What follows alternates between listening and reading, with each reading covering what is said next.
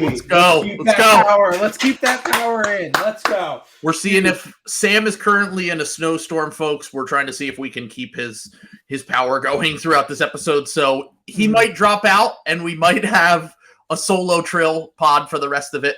But for now, we're hanging in there, folks. So what's going on, guys? Welcome back to the You Know Ball podcast. I am your host, Trill Bro Dude. And before we get into anything else, we have a special segment that we are introducing via our friends from Underdog Fantasy, and that is $1 Trillion Picks with Trill Simmons and Cousin Sam. So we are going to be we're really leading into just being the worst people ever. We're going straight derivative with the podcast here. That's right. Did you think you were listening to a smart NBA podcast? Exactly. No, you're listening to two guys do Bill Simmons bits for fucking 2 hours. Remember a few years ago when Designer got really big on that song that sounded exactly like a Future song? Yeah. That's basically where we're at right now in our timeline. So we are the panda. Bill is the jump man. That's is that the name of that song? Is Panda? Panda, yeah. Panda, yeah. A forgotten relic in time that probably should stay forgotten, to be honest. Kind of slapped in my opinion. I did like the song, but at a certain point, like when Future himself is saying your Coppotus style, and he's like, I don't have anything. He literally said, I don't even recognize that person. Yeah, exactly. He was too kind to women. Yeah. There was not enough misogyny for Future's liking.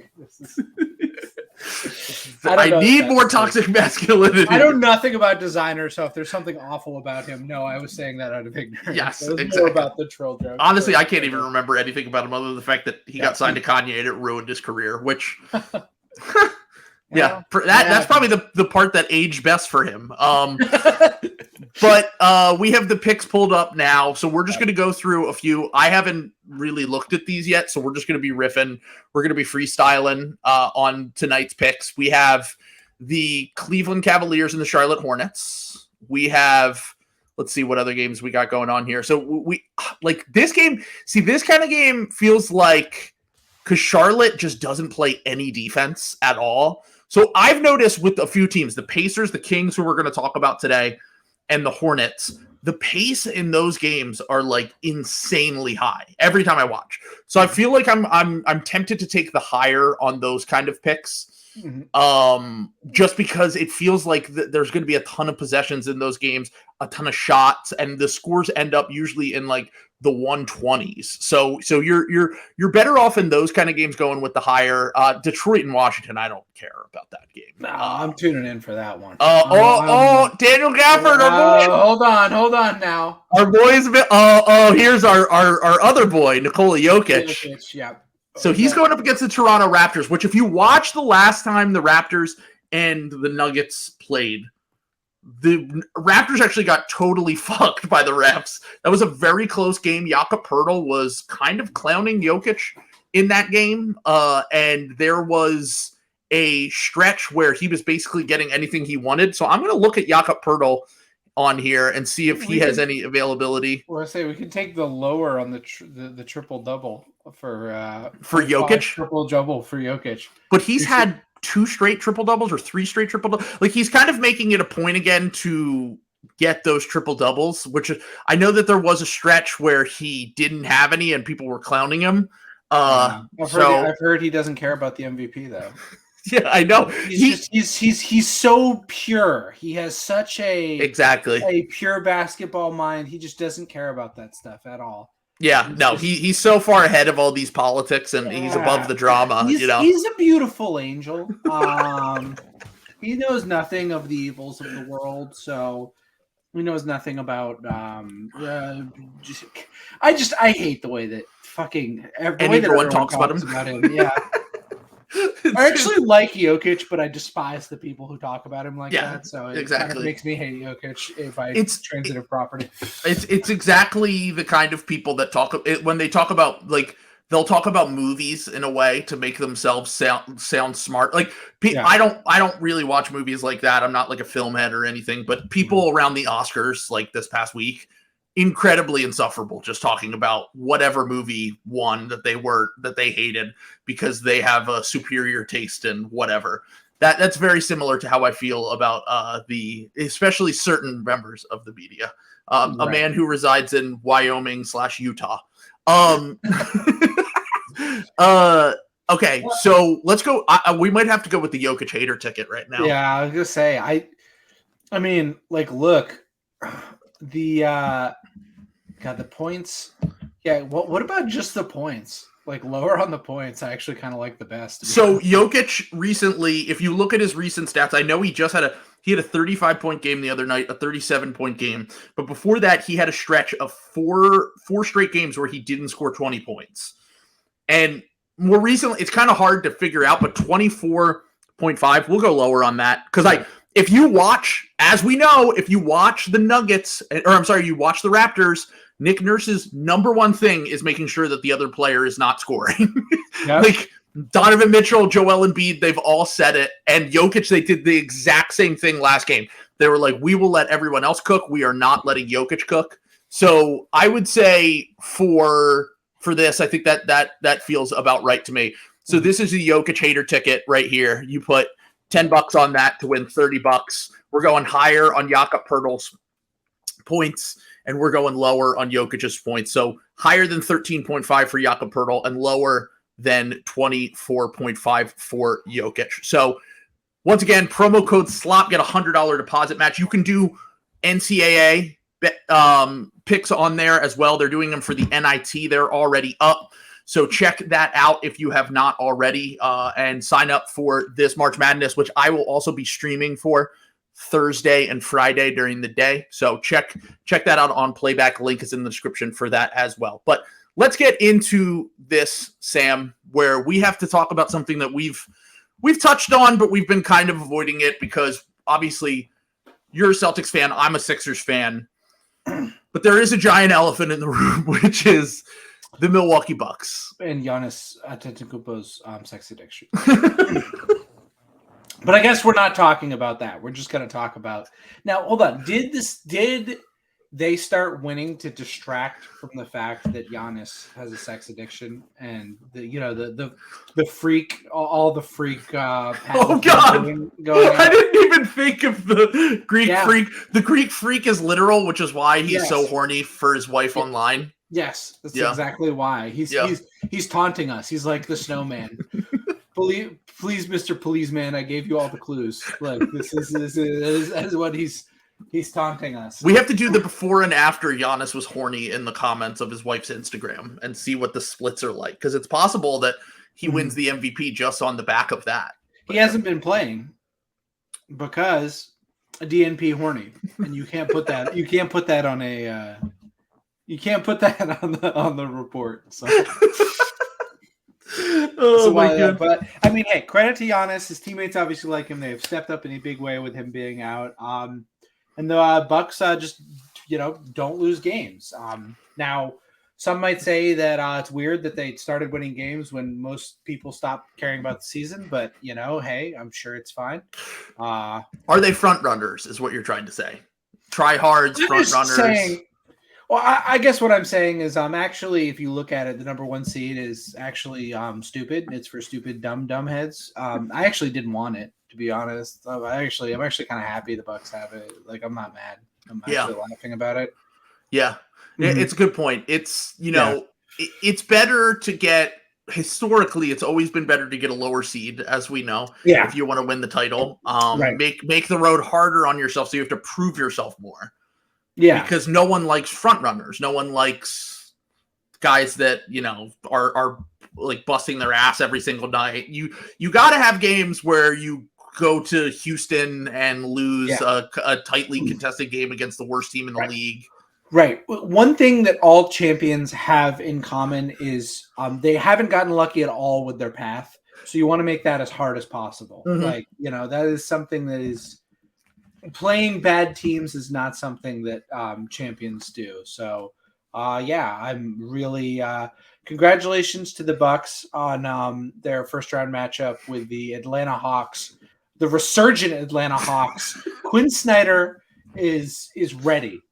This is going to be their revenge. They're playing possum right now. They got crushed by the Timberwolves last night as a bit to try to throw everyone off the scent, you know? Yeah. They call that, let's just say Quinn is easing himself in, that he is finding a supply of energy to kind of energize this team. He will, once he has made some inroads with other cities nearby, maybe in Florida, maybe Miami, for example, on the first road trip, I really expect the Hawks to uptick and for Quinn to really start coaching at a high level. So, agreed. And revenge for the ECF 2 years ago that they would have won if Trae Young just stayed healthy. No other player was out in that series that would have made a difference. So, especially towards the last game of the series clearly. Yeah. But the Bucks have been absolutely crushing it recently. Unfortunately, they, as you said, they don't lose games. It's very painful trying to chase them for the 1 seed because it was kind of a foregone conclusion in my mind that the Celtics were going to get the 1 seed, and I was like, okay, we'll finally get. I was like, we'll finally get the Bucks Sixers matchup that we've wanted forever in round 2. We'll finally get a chance to prove that the Sixers can hang with the Bucks. I think that they've proven that in the regular season. I think the matchup, we've talked all about that. And then the Bucks just stopped losing games.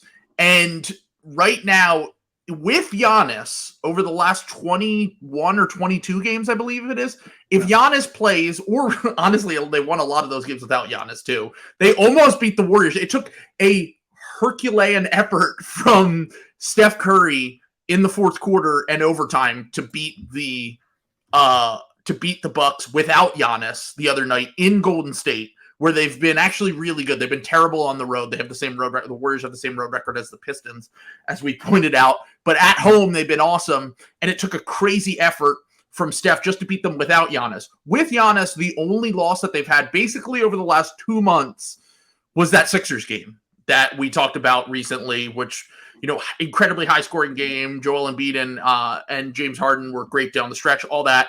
But other than that, they're kind of proving to be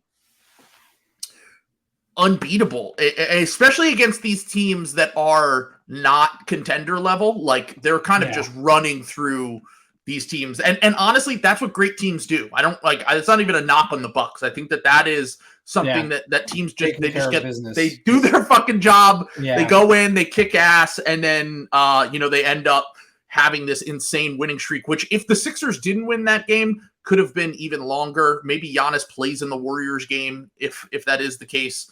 A thing that I can't escape from my memory right now is, why did you guys punt on that game when you could have, like, the hospital Celtics took them to overtime? Like, what because like now that game looks so important in retrospect as you guys are chasing for the 1 seed. We've talked about the importance of the 1 seed all year long. Mm-hmm. Was that like were guys really injured? Because Tatum played the next day, if I remember correctly, or was he sick or something? I mean, I think we were giving ourselves the best chance to win by sitting Jason Tatum, as proven by the Houston Rockets game. We were playing our best lineup of Blake Griffin, Grant Williams, Sam Hauser, Mike Muscala, and Derek White. Fair.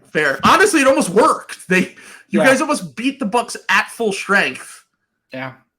13 minutes. Yeah, Graham played 48 minutes in that game, which is very funny. Oh my God. Well, I mean, it was overtime. There was overtime involved in that game too. But like, honestly, they really just got killed in the Malcolm Brogdon minutes, who was negative 21 in 39 minutes. But funny former Buck.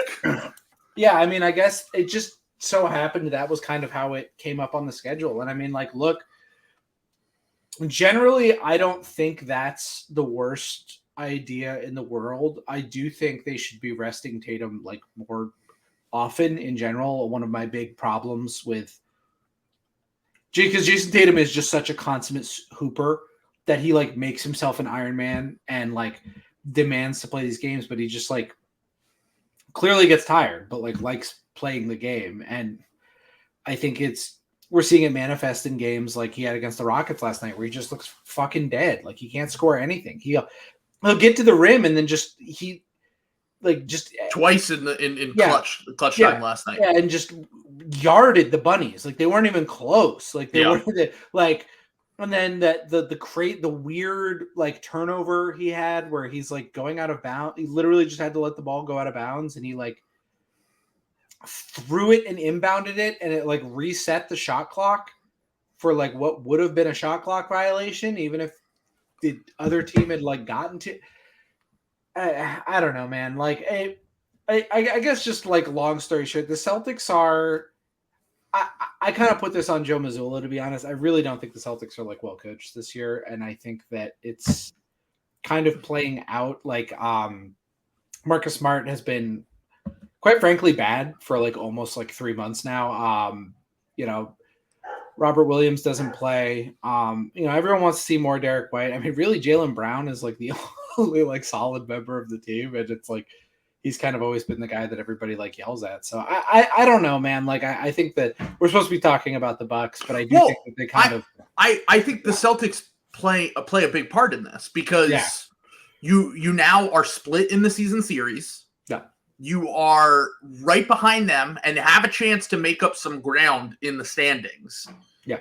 But that doesn't matter if the Bucks just don't fucking lose. Like even if you win the head-to-head with them that you guys have coming up, that won't matter if the Bucks just continue to make light work of teams like the Kings and these teams that they really have just been not kicking their ass. Like honestly, the Kings competed really well last night, and I have to give them a lot of credit for just hanging with the Bucks for so long.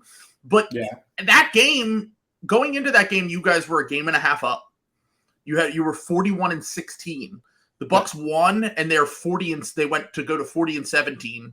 Yeah. And since then, they have taken over as the number 1 seed. And right now, you guys are 2.5 back from them.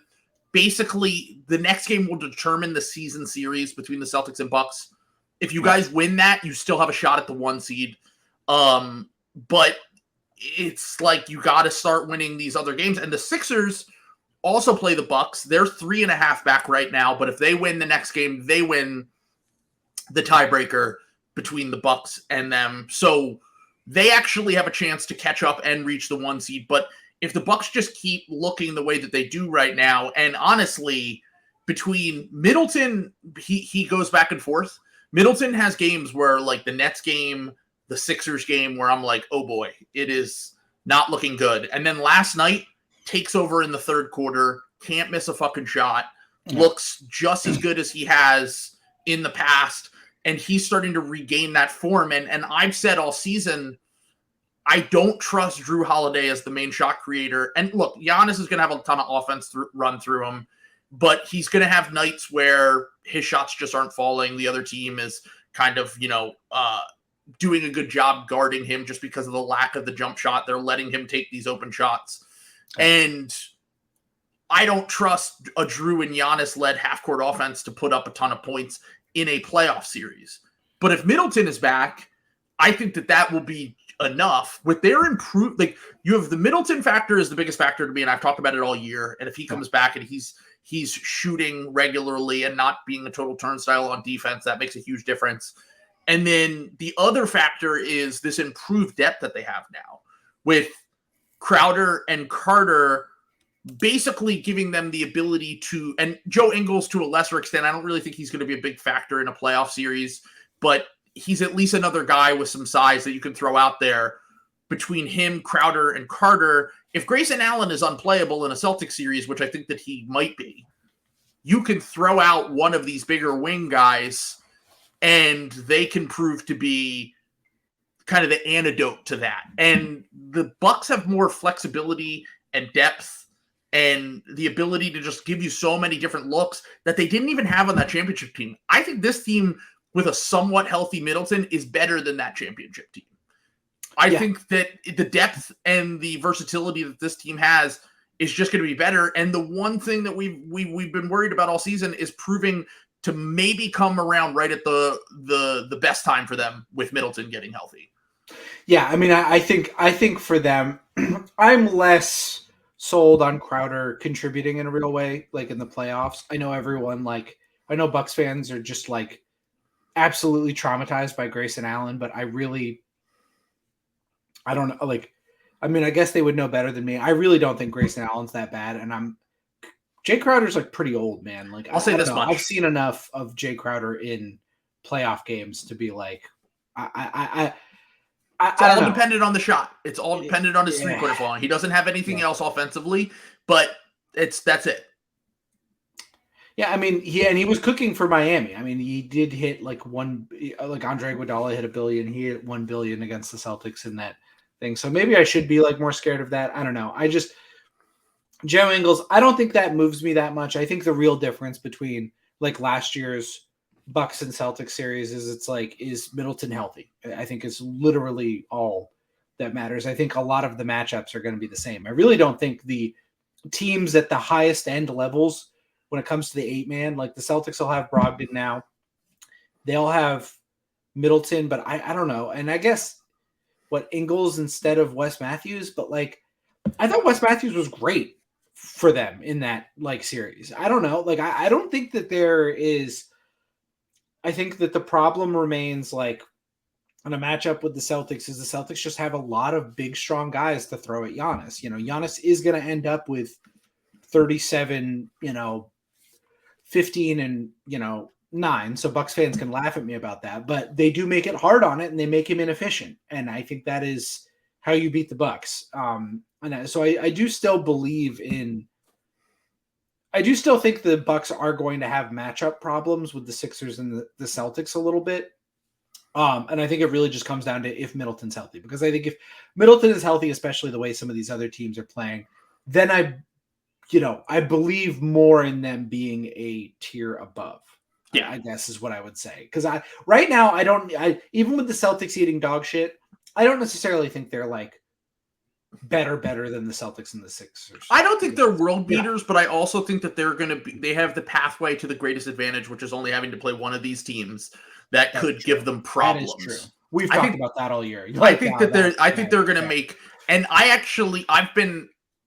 higher on the Cavs in a Celtics and a Sixers matchup than I am in a Bucks matchup, weirdly enough. Like, I think that the way that the Cavs can, I think that the Cavs have some things in a matchup with the Sixers specifically that they could exploit. The Sixers showed the other night that their greatest weakness is still when you have two guards like Anthony Simons and Damian Lillard, and their version of that is Donovan Mitchell and Darius Garland, who are honestly a better duo as perimeter shooters. I don't think the Bucks are going to struggle with that as much. I think that they have the option to go small with Giannis, to switch things, to kind of muddy up a series with them.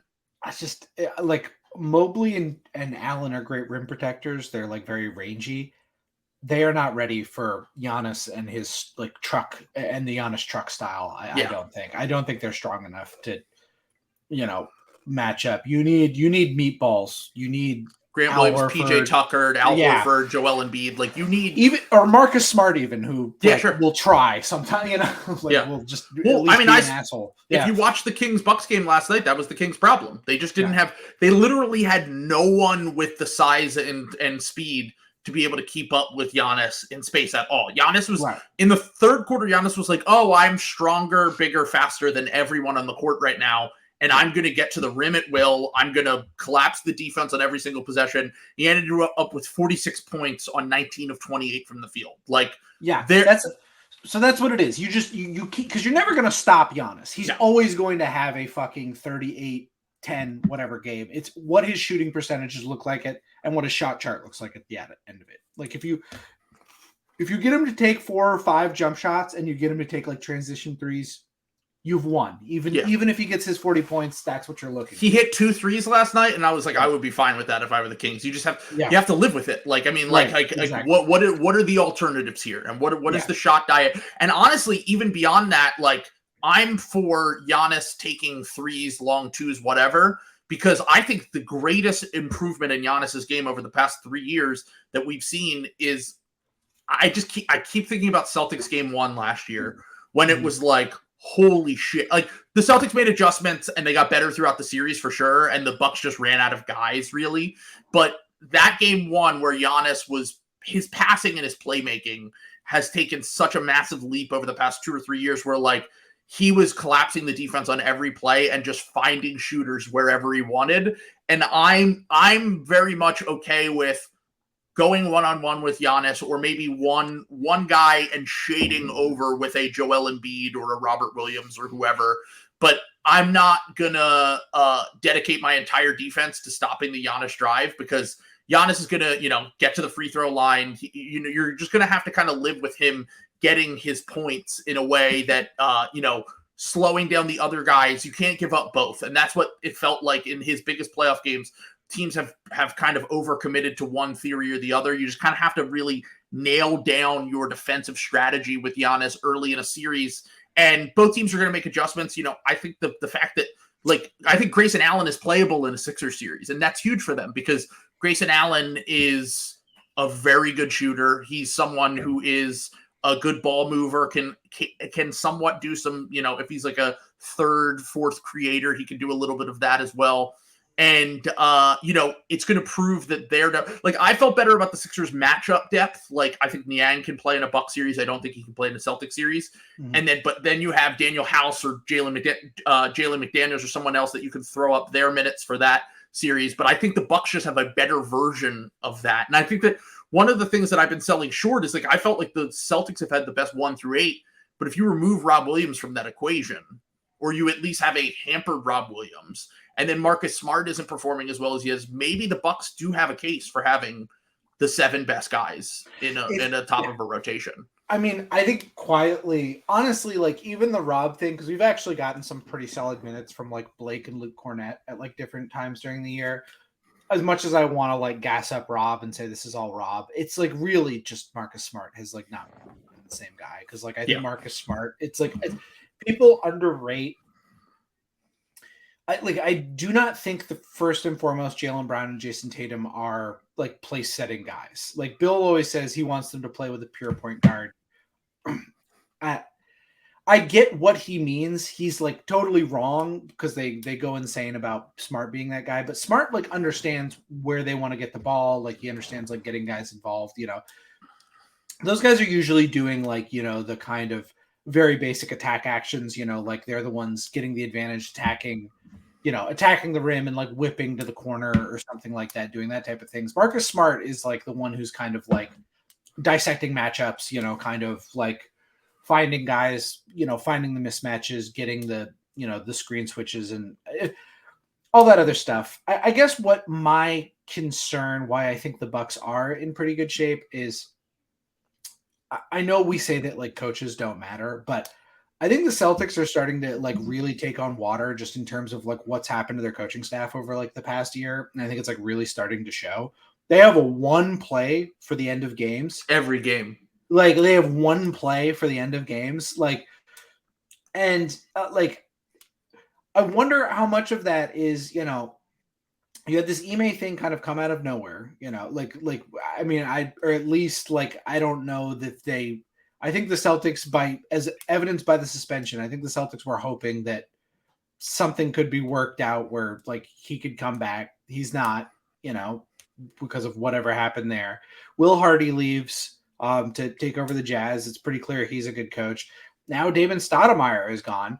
So you're having a guy who was an assistant coach last year, and it felt like it was a collective group last year too. Yeah. Between Hardy, Mazzulla, Udoka, that's what we've been hearing is it's not to say that Ime wasn't the main guy, but it's it seems like everyone had some sort of contribution, and now you're losing more and more. I guess that's just what I'm saying is I'm not even really shitting on Joe Mazzulla. I'm just saying it's hard. You have your guys who are good at things on your coaching staff, and they don't look well coached, and they look a little overwhelmed in the moment. And maybe they just got to do the Ime thing and log on and say that their bitch made baby food. And that's how you fix that. It's the greatest adjustment you can make. Literally, it really is. He just did that until it worked, and they went on a tear. I mean, you just need to bring in a Udoka type person who does it. But the problem is you always get the extracurriculars. Right. Yeah, that will happen. Yes. But I do think that there is a real chance. We talk about the adjustments the Celtics made over the course of the series. I think that an overmatched coaching staff that's just thin against Bud. I like to make fun of Bud for being overrated, but I think that with these extra tools, these extra lineup versatility, I do think he could out chess match, Joe Mazzulla and probably Doc Rivers. Easily Doc. Yeah, I mean, I also think that so first off, Bud is, I think, maybe the best regular season coach. Now, he's made himself into a pretty good situation right now. Like, he has the best two-way player in the NBA, like in Giannis. Like, it's going to be hard for sure. But like, he also let Grant Williams just shoot threes. yeah, sure.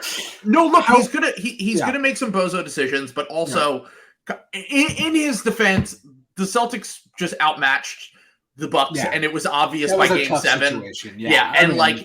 I might give him a little bit of a break there. The biggest thing I shit on that's like one of the most lopsided 7-game series ever. Like if you look at like scoring differential, like he really he and Drew really and Giannis really dragged that thing out. They had no business of taking that to Game 7. So without Chris, and the thing that I always give Bud more shit for is the fact that he just never played Giannis big minutes, and it's like, you have one of the greatest advantages in the world, not only with one of the best two-way players, but you also have the fact that he has crazy stamina and the fact that he can basically outlast other stars is a massive advantage. And it's proven it time and time again. When he gets big minutes, he doesn't get tired at the end of these games in a way that some other stars like Joel Embiid do. And that is a massive advantage. And that was one of the things that I really thought, was a huge kind of, bad mark on Bud. But ever since they've basically realized, shit, we'll play Giannis more minutes, we'll shrink our rotations, it's kind of made a little bit of his rotational stuff, which has been my biggest thing with him. I've always thought he was a good scheme coach. I've always thought that he was a good, obviously regular season coach. The playoffs I was questioning because of some of the rotational stuff and the minutes, but now it kind of feels like with this depth and versatility and with the fact that you have just so many, their top 4, Brook Lopez is playing like a fucking all-star.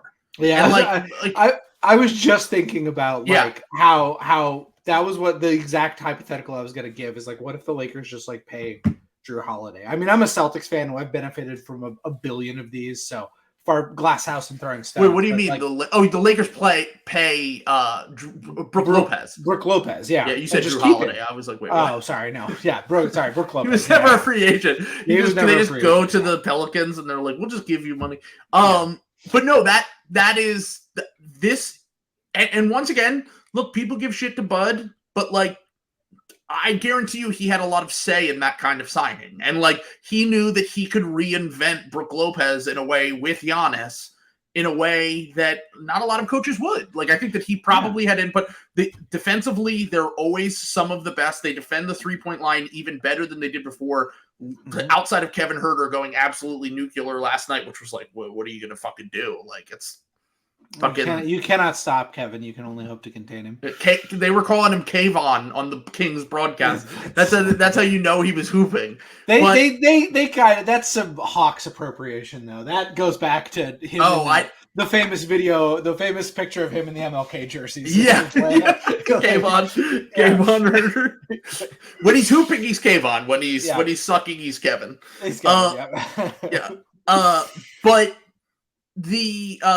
So I do think that the Bucks are certainly built better. I think that they're even Bud proof for his weaknesses as a coach, and I think that they highlight a lot of his strengths as a coach. And as people have pointed out in the comments, yes, they were one Kevin Durant foot on the line from everything going crazy and Bud being gone and shit, but that's sometimes that shit happens, and he's turned out to be a pretty good coach for this specific team. And I want to say a few things about Giannis and the MVP before we move on to the next section of the podcast. But I just want to say, I think the Bucks have probably the best path now, especially to the conference finals at least, of the Eastern teams, assuming they hold on to this 1 seed. I think that barring a Sixers real crazy run down the stretch, I don't think that they're going to catch them for the 1 seed. Their schedule's too hard, but we'll see. I mean, it's possible they can make up the gap on Milwaukee, and anything can fucking happen. But the one thing I keep seeing people say, it's been driving me a little bit nuts, is, oh, well, these top four for the Bucks, they've never lost a playoff series when they're all healthy. Drew, Giannis, Brook. Big Doc Rivers, Celtics have never lost a series when their starters are healthy. Yeah. Oh, did they say that back then? That's like a very famous Doc thing. Is like the 08 Celtics never lost a series when all their starters were healthy.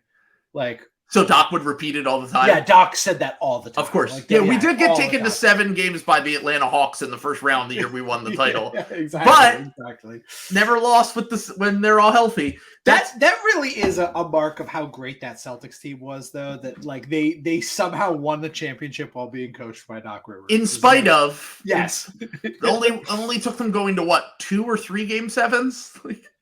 They played. Yeah, they played what? Yeah, I think we talked about two game 7s and 2 game 6s.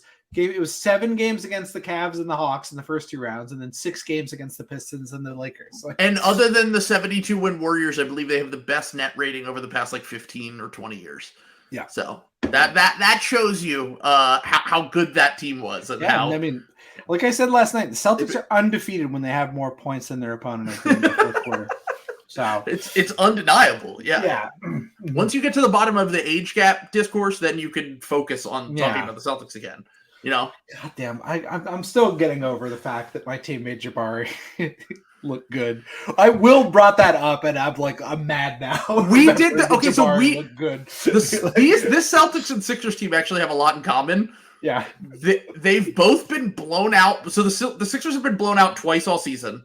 Yep. One time it was against the Cavs when they had an insane shooting night, and Harden was actually out that game. So I was like, I don't really count that. Like, Harden was out, it was on the road.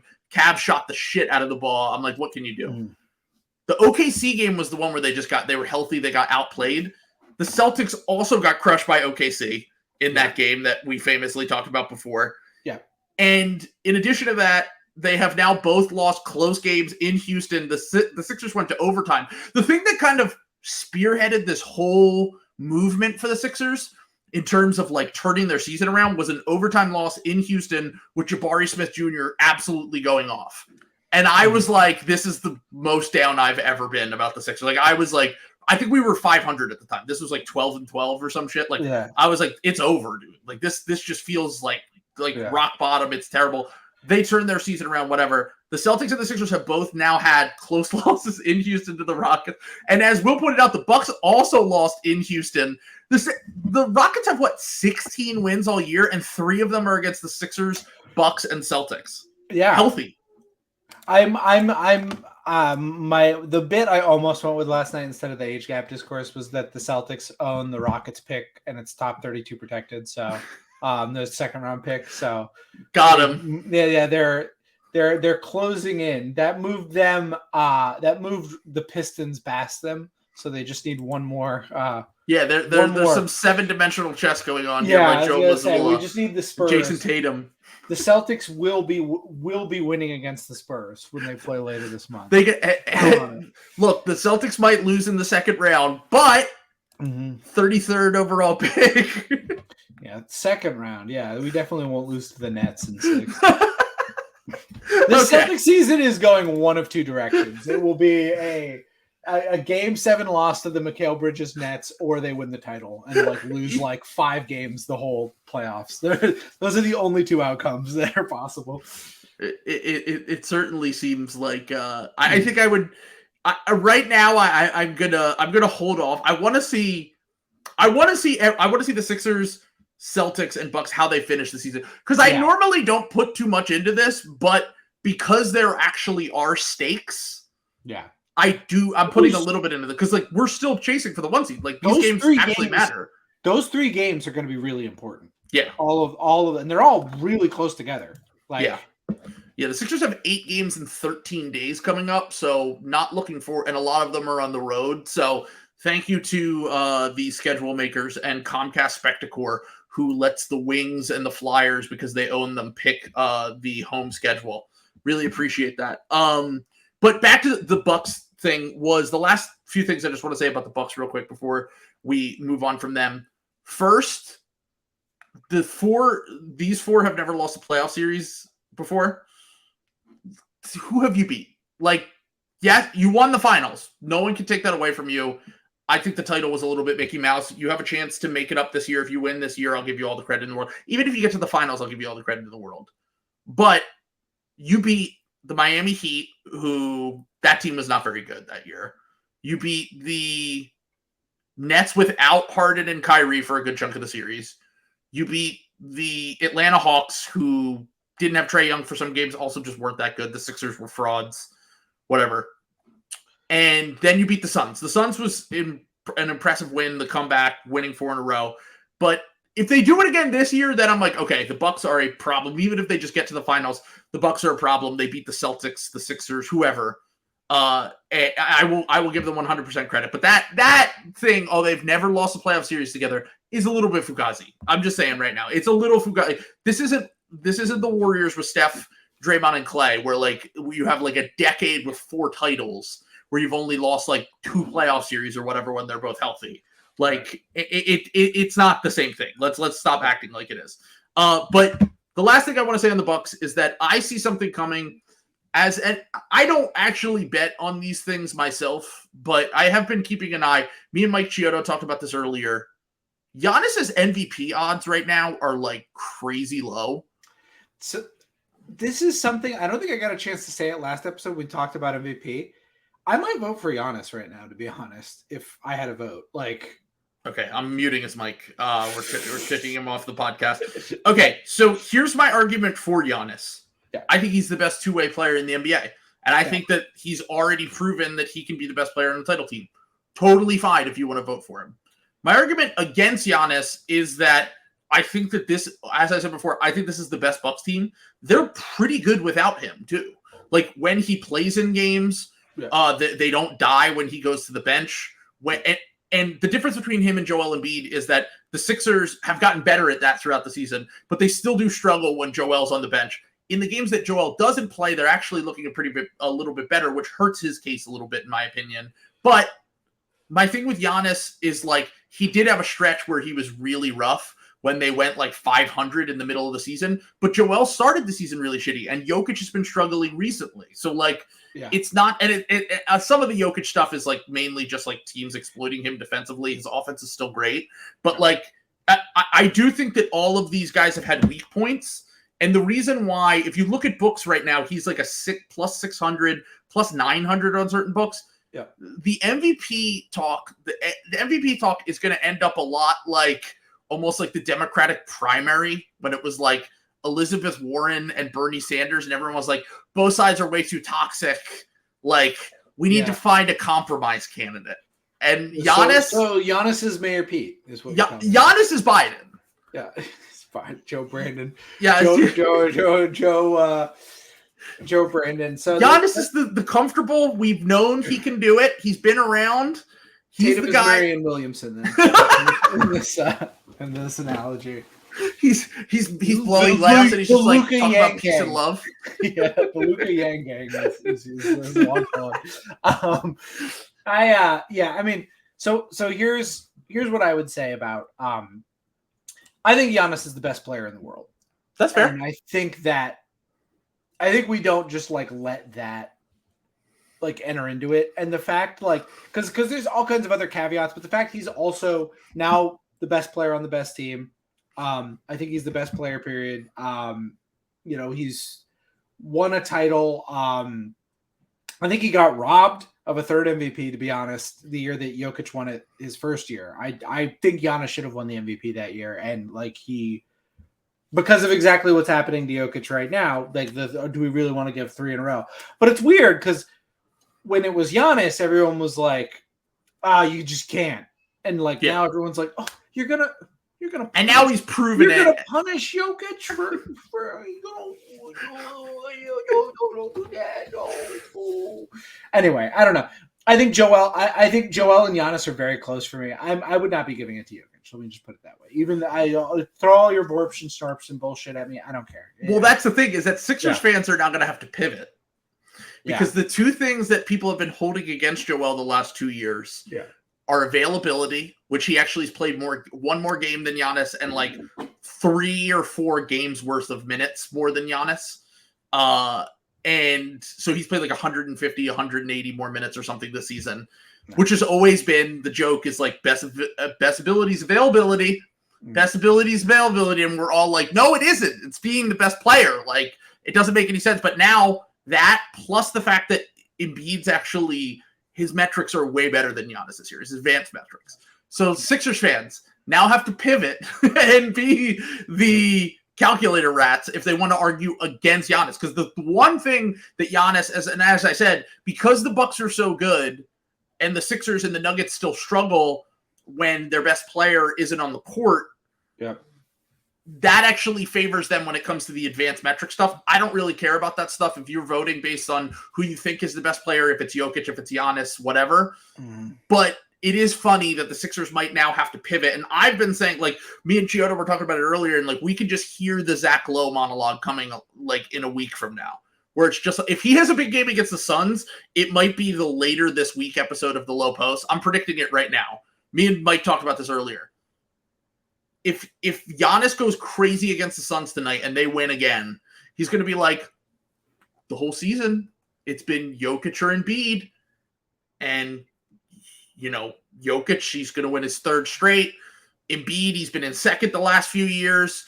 Meanwhile, there's a guy in Milwaukee on the best team, best two-way player, already's won a title. I'm calling it right now. Zach Lowe will be spearheading this. And Zach Lowe, look, Zach we love Zach, great analyst, seems like a good dude. He is incredibly influential when it comes to this kind of shit. Like, people listen to his podcast and take his takes very seriously. Now, there are other members of the media that might just stand firm on Jokic or Embiid or whoever they're voting for. But if Zach says it, it does have some sway. It's basically like, I'm trying to think, is there a political equivalent of someone co-signing? Like, if Obama came out of the woodwork. Yeah, he really is the NBA Obama. Yeah, I know. He really is. Like, co-signing. He can call Mayor Pete and Amy and tell them to drop out. Like, before. It's all for Joe. Yeah, I was like, he could. Tatum. Joe. Tatum said last night. You're right. He is Joe. Giannis is Joe. That's what I'm saying. he's gonna put his thumb on the scale. Yeah, I was gonna say he's just gonna. All right, we need to get behind the guy. Yeah. And Sixers fans, meanwhile, have gone from they're the real fishhook theory. They've gone from QAnon to Bernie Bros. This is they're the toxic Bernie Bros, and he won't vote for the toxic Bernie Bro fan base because they were mean to him over the last week. Right. So very unfair. Very unfair. Very unfair to me. I think that, you know, because look, I mean, if Zach does that, I think what he's really doing is making a point because he's really mad at Daryl Morey for being mean to him on Twitter. Like, I'm like not even kidding to be like no. I really think that's. I agree. I really think that's entering into it for Zach. No, Chiodo said the worst thing you could do is be mean to a media member in their opinion. So that is why they would sway back in this direction. But I just God, the way the media talks about the MVP like they're being like fucking dispatched to Normandy to fucking like. Grow up. I don't care. Oh my God. People have to be mean to you on Twitter. I have never really cared about MVP on the same level as a lot of people have. Yeah. They're the ones that care about this. You're the ones that made it so important, Howard Beck and Bill Simmons. Like, you are the ones that care so much about this historical preservation of this award. I could give a fuck less. But like, you're the reason why the debate has gotten so heated over the last few years is because you guys made it seem like it's the most important fucking thing in the world. So, well, and also they tied money to it, which is an owner issue. Yeah, that's bullshit. Which has made all of this really nasty. Like, you know, like Jason Tatum lost a lot of money because he didn't make first team one of those years. Like, I can't remember which year. One of his rookie extension years, he could have gotten like $30 million more, and like because he didn't make it. Did you want to bring up the Nate Duncan tweet about John Morant?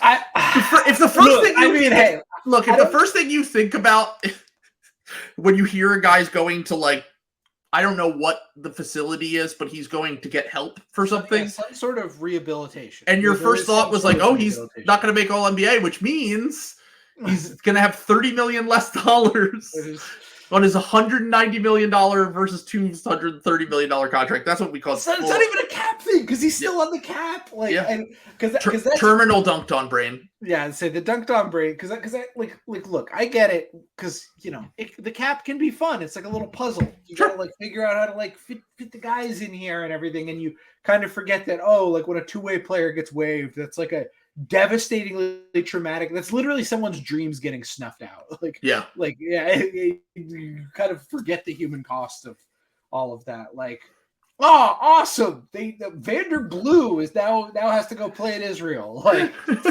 owned. Now we can finally get now the tax. You got under the tax line. Let's go. This isn't a salary cap thing, but I'll say this much. I think that if you become obsessed with cap stuff, and I've been victim to it too, you think about it too much from the team perspective. Yeah, exactly. Instead of thinking about it from the player perspective. Exactly. So at least there's some balance there where like, hey, he's not going to make some money. Like we should care about players actually making the money because they're the ones that are generating the revenue. They are the laborers. Right. They are the ones that are why the league makes money and why it's as big as it is. And we shouldn't forget that, despite the fact that the owners are landlords. This is passive income we're talking about. Exactly. All owners are bastards. Yeah. Mr. Mao. Sorry. Mr. Mao, tear down this league.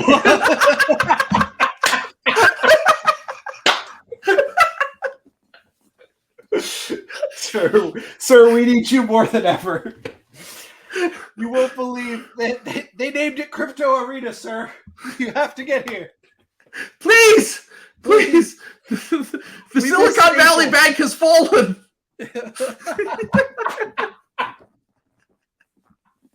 We're all awaiting our fate. What if they? Oh my god. Anyway, I mean, like, look, it's not funny. Like, things happen to owners all the time that are sad. Like, a lot of them just lost like a ton of money because of the Silicon Valley Bank thing. They're probably not going to get any of that money back. I'm sorry.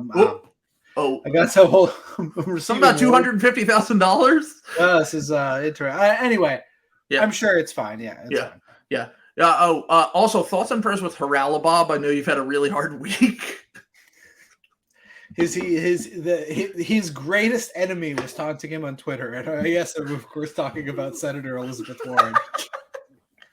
She was very nasty to me. She was very nasty to Haralabob Bulgaris. God, I love that, dude. I'm getting mad at Liz Warren. That is like a new level of STEM guy. That's so awesome. So funny. Yeah.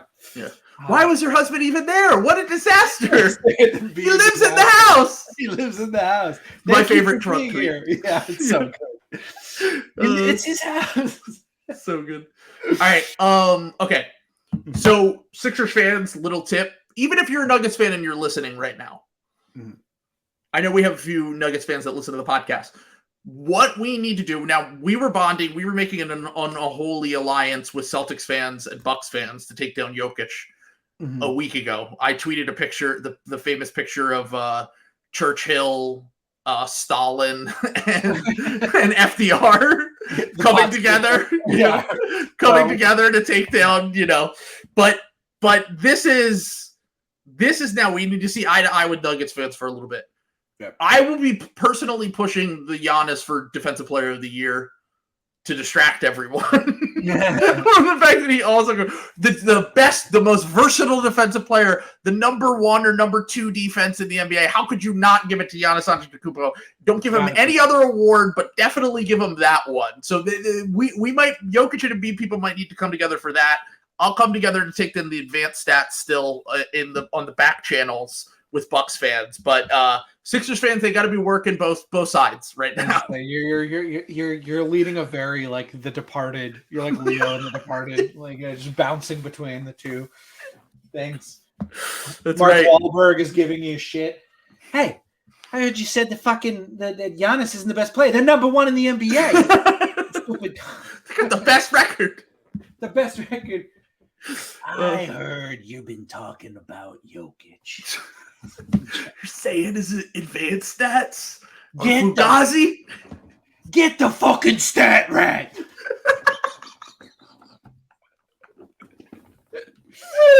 He's in my fucking dude. Oh god. I can't tell if that movie's good or just funny. Probably just funny. It's one of those movies that's been memed and like becomes so much a part of the cultural imagination of the last 20 years that I can't watch it seriously anymore. It's one of those things where it's like it's too much. I honestly think kind of like Uncut Gems is like that too. Exactly. A little bit. A little bit where it's like it just became bigger than the movie itself, and it becomes hard to really enjoy a film after that. I always find that happening. But all right. So I do blame Bill a little bit for that. For The Town and The Departed, especially. Good movies, but all right. Okay, so let's move on to the Kings. I can't believe they fucking robbed Fenway in The Town. Sorry, we keep moving.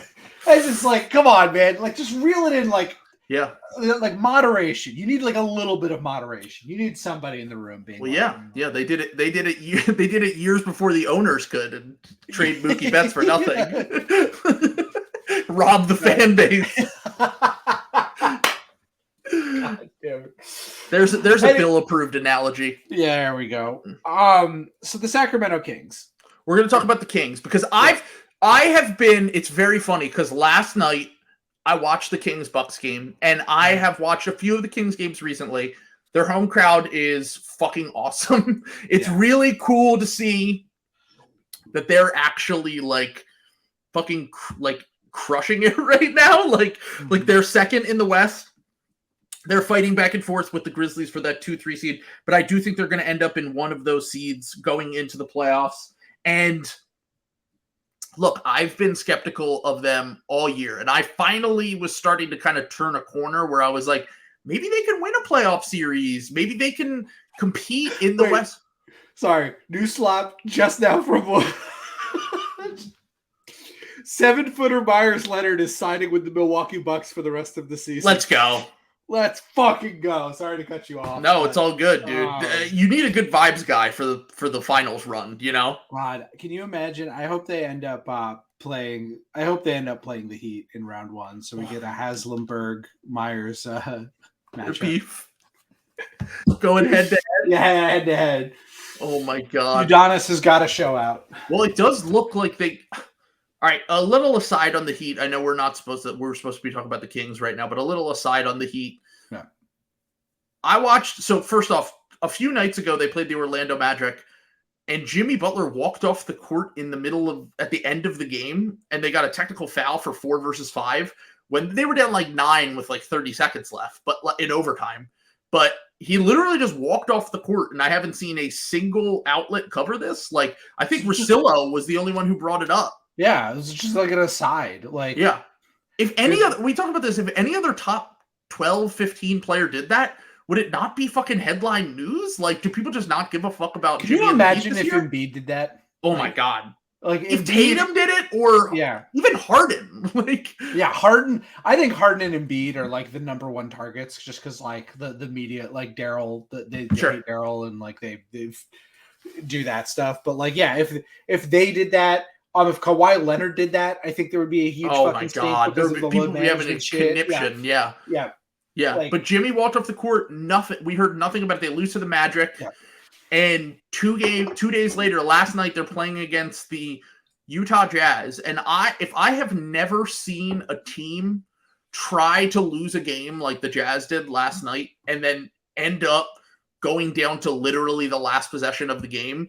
They were running offense through Simone Fontecchio is his name, who is a 27-year-old Italian guy who got signed at, I believe, the end of last season. And I know that Mark Schindler got shit for tweeting earlier this year something negative about Simone Fontecchio from a bunch of Italian basketball fans. I'm here to assure you, I know Mark was very nice about it to you guys. Simone Fontecchio fucking sucks. He's horrible. I've watched him. He's not an NBA player. 5 for 11 from 3. He was on fire last night against the Heat. They were running offense through him in the fourth quarter, and pretty much every time it happened, it was terrible down the stretch because the Heat actually locked in defensively.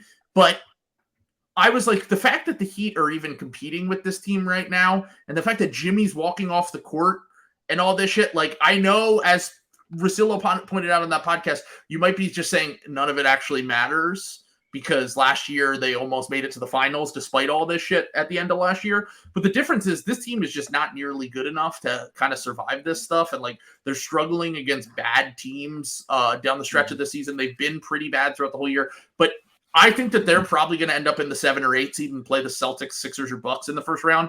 And I'm predicting right now, I think they get stomped. Like, I just think that this team, and especially, I don't think Jimmy will ever check out in the playoffs, but if things go south, I don't think that it's going to be playoff Jimmy in the same way that we've seen it from time to time over the past few years.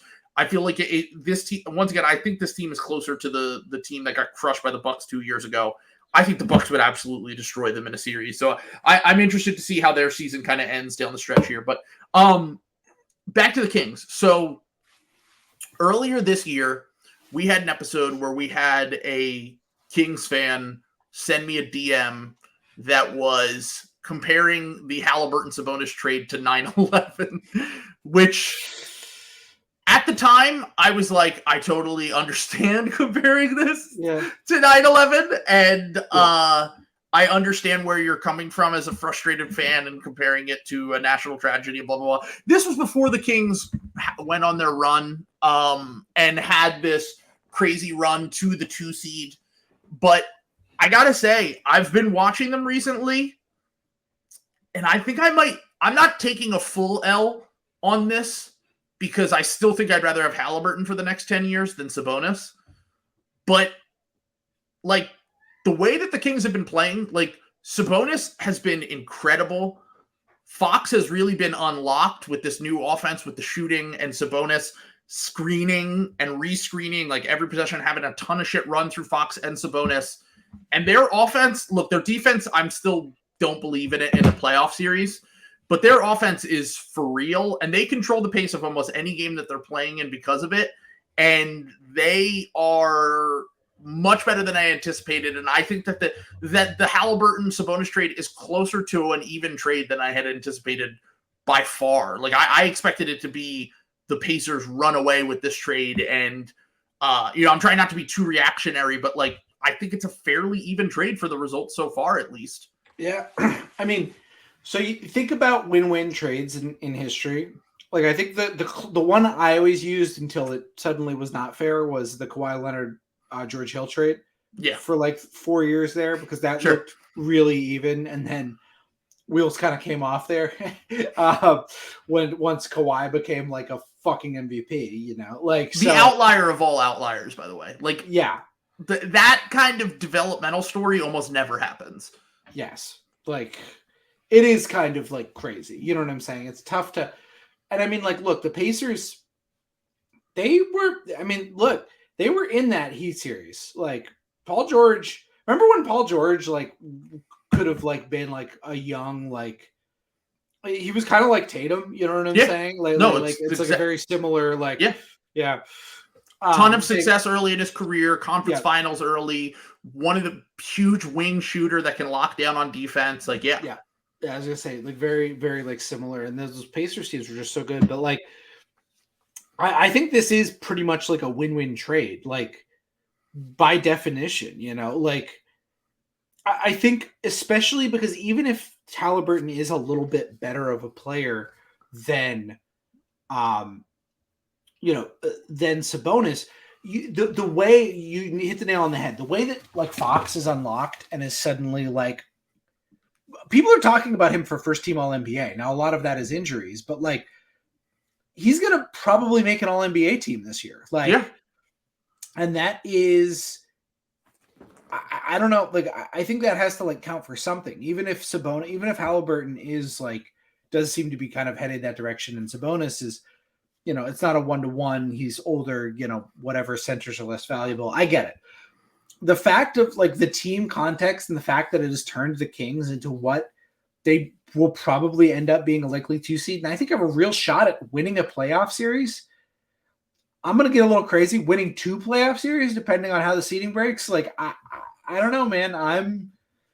I'm in on the Kings. I have been crying that the West is garbanzo, which is part of the reason why I think that I still haven't given up on the Warriors, no matter how many fucking road Bad losses they have. Yeah, like just because I think the West is wide open and matchup dependent. It's going to depend a lot on matchups, and I get that the defense is dog shit, but like I don't know, man. I don't know. The Kings. Tell me who's like for sure better than the Kings in the West. So I first off, the Fox point is the main point of this, is that the fact that Sabonis has been such a good fit with Fox is something that I didn't anticipate. I didn't understand how 2 guys that aren't like prolific 3-point shooters were really going to elevate each other in a way that they have been able to, but they put so much shooting and size around them that it feels like it just works because of that. And the fact that you have 2 guys that you can use as your offensive hubs that can really generate offense from pretty much any spot on the court is a massive advantage that they have going into a ton of these games. They can get out and run. They can score like crazy in the half court. Last night there was a stretch where they literally just ran like 7 Kevin Huerter dribble handoffs, and Kevin Huerter was hitting threes wide open. And that was one of the things about Grayson Allen that I sorry, my cat is driving me insane again. That is one of the things he's figured out how to open doors. So he got in here. And, so one of the things that I was worried about a little bit about the Bucks is that they were running Middleton and Grayson Allen off some screens last night. But I don't really think there's a team in the East that can do it the same way that the Kings can, with all of this movement that they've incorporated from, like, I think Ben Taylor did a video on this early in the year, which was that they basically just stole from the Nuggets and the Warriors. Mike Brown came from the Warriors and used a lot of their movement stuff in their offense, use Sabonis kind of as like a fake Jokic in their offense, and using all of the movement and the versatile shooters that they have, Keegan Murray, Kevin Huerter, Harrison Barnes, these guys, Malik Monk, that can really shoot from anywhere on the court. And it has given them a massive advantage in a lot of these games. And I feel as though, like you said, like Fox is going to make an all-NBA team. I was arguing that Halliburton was much better than Fox earlier in the year. And I just generally don't trust these guards that can't shoot threes in the playoffs. Like, I'm very skeptical of them. Yeah. But when you are a playmaker with the speed and athleticism, and he shoots like 75% at the rim, like, he's been incredible. That come up for him has been massive, and he's going to make an all-NBA team, and Halliburton probably won't. I think Halliburton will probably make more in his career because I think that he might have a little bit more longevity. But, like, once again, the King fans that were arguing with me ended up being at least somewhat right, and I got to hold an L on that. And the path is really interesting, because right now, the way that it shakes out, if they were to have to play today in the Western Conference in the playoffs, they're the 3 seed. So they fell to the 3 seed after last night, but I think that they're probably going to end up in that 2 or 3 seed. They would play the Clippers in the first round if the playoffs started today, and then the winner of Grizzlies, Timberwolves, or Lakers or Mavericks. Like, one of those teams, whoever comes out of the play-in as the 7 seed. I think if they can avoid the Suns, they can be in any of those series. They could lose in round 1 very easily to any team. I don't think they could beat the Nuggets. So you off the Nuggets? Are you buying into I've been off the Nuggets for a minute. I don't know. I think Jamal Murray had a lot more to do with that bubble team than Jokic did. Let me just put it that way. And I think that is, everyone's going to throw Vorps and Snurps at me and, whatever. Well, they famously didn't win Jokic. I don't think they've ever won Jokic's minutes in a playoff run, if I remember correctly. They always basically like stay even during those minutes. And some of that is like he has to do everything. But another part of that is like it is possible that there are certain playoff matchups where his defense can be exploited. I just think it's weird that his big run was the series with Jamal Murray was like 50-piecing everyone fucking every other night. Like, yeah. I don't know. I'm just saying I'm skeptical. Let me just put it that way. I guess what I want to say is I just want to go back to Fox real quick and just say I gave up on him. Yeah. I was like developing like Ben Simmons for De'Aaron Fox trades. By the way, can you imagine they almost did that? You got the Halliburton Ben They Simmons. could have went either happened. way. Yeah. I mean, they avoided a massive. I thought they fucked up. Yeah. I thought they fucked up by not getting Ben Simmons because I was like, you can kind of make that work. Like you move on from De'Aaron Fox, like like. Because Halliburton in the shooting. Because I thought Ben would at least make them like baseline competent in the regular season. Like they dodged a crazy bullet. There. Yeah. Like, man. Their blow up has been incredible. Poor Nets, man. I know. Well, they have Mikal Bridges now, so we're even because we should have drafted and just kept Mikal Bridges. But they should have had Zaire Smith. They wouldn't have let Zaire Smith go near a peanut if they had drafted him. Exactly, because they would have had the fucking. They would have known. I feel like that isn't talked about enough. That like a guy's fucking career got. I liked Zaire Smith a lot coming out of into that draft, and like that. Dean on draft famously said he had plutonium in his calves. Really? Yeah, is that a good thing or a bad thing? What does that mean? It sounds like it's just going to explode at any moment. Yeah, but I think that he meant like he can float. I guess I don't know. He's like explosive. Anyway, justice for Zaire Smith. I think he should have. You certainly don't have to bring that up on this podcast. We talked about it for fucking God. So the thing that we didn't like about Zaire Smith coming out was that we were the team that could never develop anyone shooting, and he was not a shooter. And we were like, oh, this is good. And like he was a power forward in college. He was basically like, as Kevin Rice, who was also a big fan, was like, well, he could have become like Bruce Brown. And it's like, if that was the ideal role for him, I would definitely just rather have a big shooting wing. Even if Mikal Bridges didn't develop into anything, he would have been Robert Covington with a little bit more on-ball juice. Like, I mean, that's the crazy thing is like you guys took Mikal Bridges. Everyone was like, "Oh yeah, that makes total sense." We love him. We were all like perfect what we need. Yeah. And then they were like, "No, we're gonna stab you in the throat." And I'm like, "Okay, thank you." Yeah. So, but no, the thing about the Kings is like, I am still skeptical on their defense. I will say that much. Like, I said last night, like they were on a heater in the first half, and I was like, look, if they compete in this game, I really have to readjust my expectations for what I think of the Kings. But then the Bucks put up like 134 points, and they and one of the things Kings fans have been saying to me all season is, if you watch the fourth quarter defense, they lock in, and they can stop guys down the stretch, and their defensive rating is way better in the fourth quarter. And I'm like, yeah, but like that against what teams? Like we saw them against a real contender like the Bucks last night, and that shit didn't work. The thing is that the teams that you're talking about really aren't real contenders. The Grizzlies, potentially without Joss, certainly aren't real contenders. The Mavericks have not looked like contenders at all since the Kyrie trade. The Clippers have been very up and down, and they've beaten the Clippers multiple times this year. I also just think like stylistically, like who is going to grind out the Kings in the West?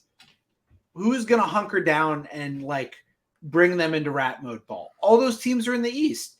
The Raptors, the Heat, the Celtics, the Bucks, the Cavs. Like there are no elite defenses in the West, really. Yeah, and I guess that's just like who's going to grind you out and make you play a defensive game. Like I think maybe the Grizzlies. I think the Grizzlies would be the best version of that. The Grizzlies, maybe the Lakers, maybe, but like, I don't know. Like, I'm just not a huge. Who would you take if LeBron is healthy? Would you take the Lakers in a playoff series with them or the Kings? Against the Kings, I think that's like one of the worst matchups for them. Yeah, that might be the one where I'm like, because I've watched a lot more Lakers games recently too, because they're on national TV a lot. Yeah, and I just think that having normal players around LeBron James and Anthony Davis.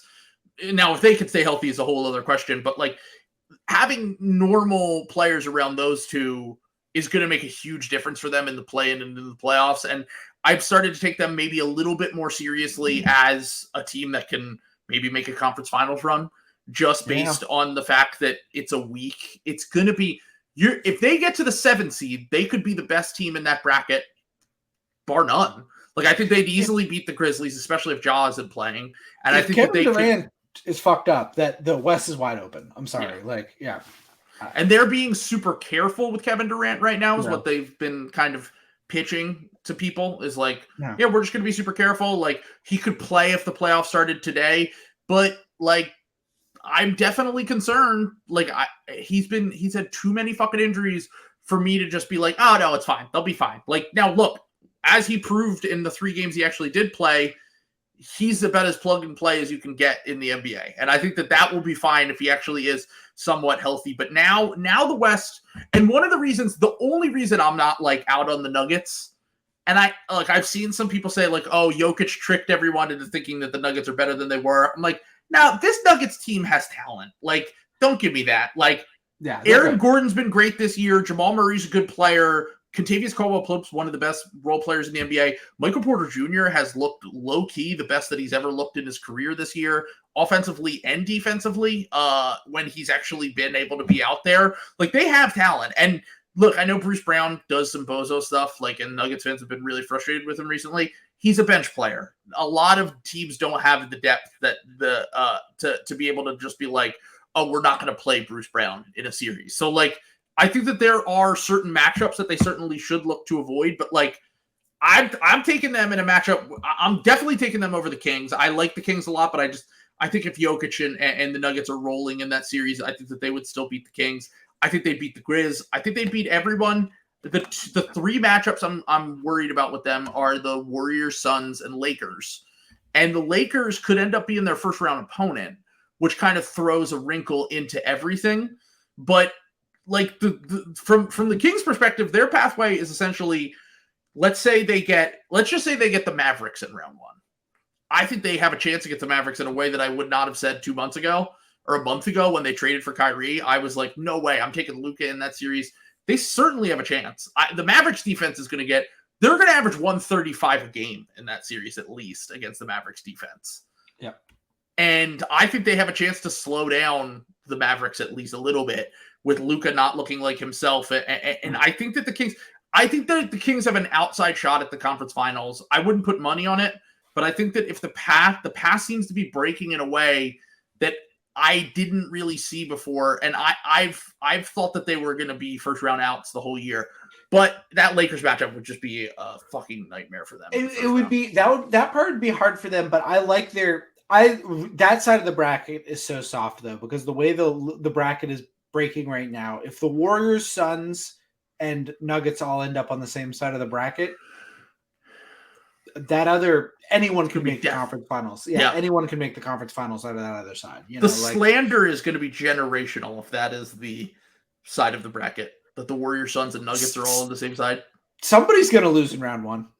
Someone has to. Yeah. Not only does someone have to lose in round 1, but the team that loses in round 2 is going to get slandered too. The Warriors are kind of the only ones that probably won't get slandered as much because they've already won a bunch of titles. They don't have anything to prove.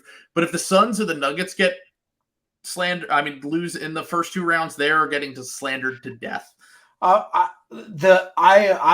have gone on record. I've made my prediction that we are going for it. There is a Nuggets 4-1 exit in round 2 against the Suns. Against the Warriors. The Warriors are going to be. I think the Suns are going to get up to like 3 or 2 or something like that by the end of the year. But I think they're going to 2 of like the Warriors like 11 road wins are going to be in that series. I was going to say they have that road thing scares me, but some nights I tune in and I'm just like, well, Steph's the best player on the court again. That's the thing. Like you watch them, it's like it drives me insane. I watch. They still have a good starting 5, man. I mean, I don't know. Like things are weird. I don't want to speak on whatever happens with Wiggins personally right now, but it sounds like he might not even be back. Yeah, so like that's the thing. Things. Yeah, that changes everything. If Wiggins is back and like is playing, I'm very much higher on the Warriors' chances of winning a series or 2 than I am if he is just completely out. Which I don't want to touch on it because it sounds personal, but like. It feels as though that's a huge swing piece for them for sure. Yeah. But yeah, so once again, kind of more of the same. West is wide open. West is wide open. The East, it's probably going to come down to one of those three teams. And the Bucks are certainly in the driver's seat right now. They kind of can control their own fate. This Suns Bucks game tonight is actually huge for these standings implications. They're both on the second half of a back-to-back, which is fucking weird. But we'll see who plays and we'll see what happens. But the last two things I want to touch on before we get out of here. We are entering what we call the Mickey March Madness part of the season. Coined by Mike Chiodo. Of the March Madness, once March Madness starts, the games, I feel like from this point on, I'm not going to take a ton from the games.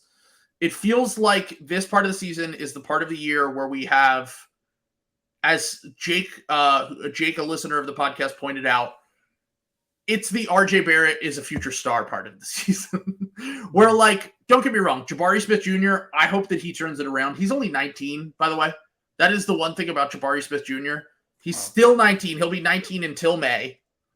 But from the Celtics game last night, from the last few games he's had, I feel like I'm not taking a ton from this point on because, like, every year we always see, like, last year was, like, Davion Mitchell, Obi Toppin, Patrick Williams looking like stars in the last month or two when they're just throwing out guys to tank, basically, at the end of the season. So there are going to be, I'm sure, I could think of a few off the top of my head who are going to get a ton of buzz in the next month. I think Jabari's one of them. And look, maybe he turned his career around and, like, he's, once again, super, super young. And maybe he can kind of figure things out. Jabari's one guy that I think is going to get a lot of this over the next few months. The other guy I think is going to be James Wiseman, who's going to be putting up a ton of stats on a bad Pistons team that is going to be losing games. And we're going to be like, oh, Wiseman's back. He had an 18-14 game last night. They actually ended up beating the Pacers without Halliburton. But, like, this is the part of the year where it's just very Mickey. And I'm looking forward to the potential future stars, quote unquote, that we see moving forward from now until the end of the season. Yeah, I mean, first of all, if people are going to credit James Wiseman's 18-14 for that win, where's the love for my guy Killian Hayes? His double-double, 10 and 11. Let's go. 4 and 11, 0 for 3 from 3. He's back. I want Killian Hayes to work out so bad.